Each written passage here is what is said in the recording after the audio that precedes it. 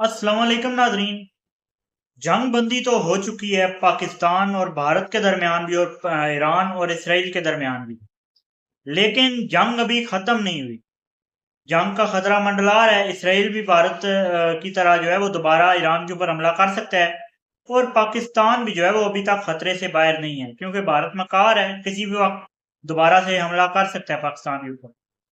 तो इस सिलसिले में पाकिस्तान तो अपनी तैयारियां मुकम्मल कर रहा है, लेकिन आपके सामने रखेंगे ईरान ने भी जो है वो ईरान की सबसे बड़ी कमजोरी इस पूरी जंग के दरमियान जो है वो उनकी एयर फोर्स रही है। क्योंकि इसराइल के पास मॉडर्न एयर फोर्स थी, ईरान के पास नहीं थी। तो ईरान उसको अपने मजबूत करने के लिए क्या कर रहा है, साथ ही साथ पाकिस्तान और ईरान जो है वो दोनों ही एक तरह के ऑपरेशन कर रहे हैं। वो ऑपरेशन क्या है? और पाकिस्तान के वजीर दिफा अभी वज़रा दिफा की जो कॉन्फ्रेंस हो रही है शंघाई ताउन तंजीम के, उसमें शिरकत के लिए भी गए हुए हैं। तो बड़ी अहम जो है ये खबरें हैं, आप तक तमाम तर खबरें रखेंगे। लेकिन आपसे गुजारिश है कि सबसे पहले चैनल को सब्सक्राइब जरूर कीजिए और वीडियो को आखिर तक देखिएगा, और पसंद आए तो इसे लाइक भी जरूर कीजिएगा और अपनी राय का इजहार कमेंट में जरूर कीजिएगा। आपके लाइक्स और कमेंट्स हमारे लिए बहुत इंपॉर्टेंट है।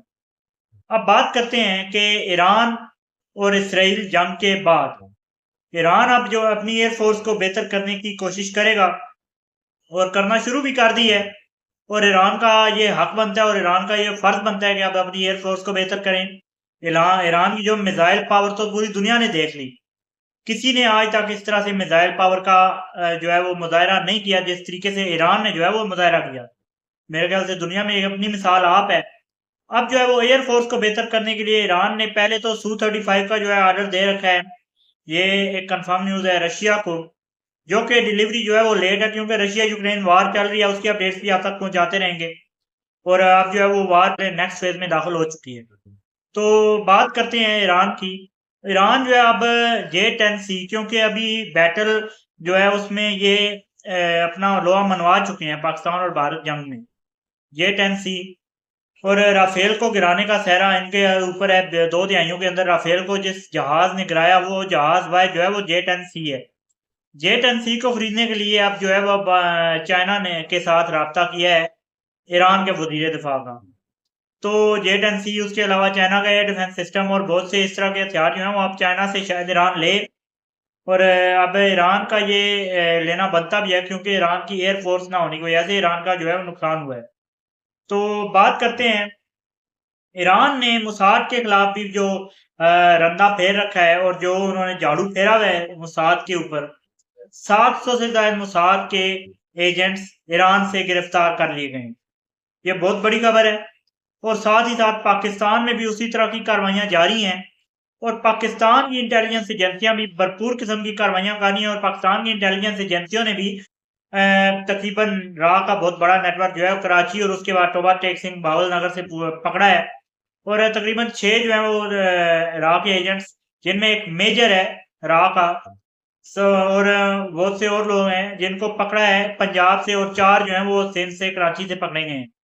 और साथ ही साथ एक रा का एजेंट जो है उसे रंगे हाथों बीएसएफ से हथियार और जो बारूद है वो लेते हुए भी पकड़ा गया है। तो बीएसएफ जो मेजर था रा का, उसका जो है डायरेक्ट राब्ता बीएसएफ के कर्नल के साथ था।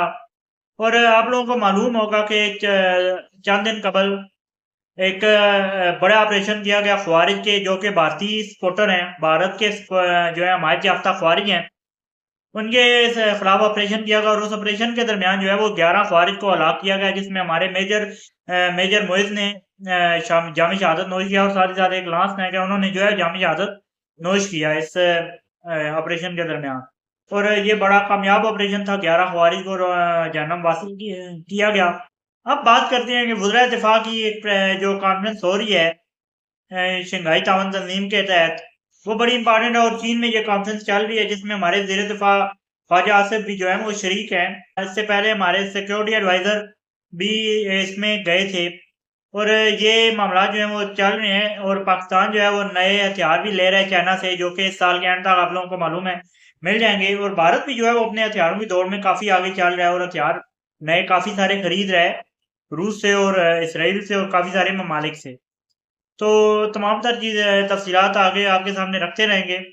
फिलहाल के लिए इतना ही। चैनल को सब्सक्राइब जरूर कर लीजिएगा और वीडियो को लाइक जरूर कीजिएगा।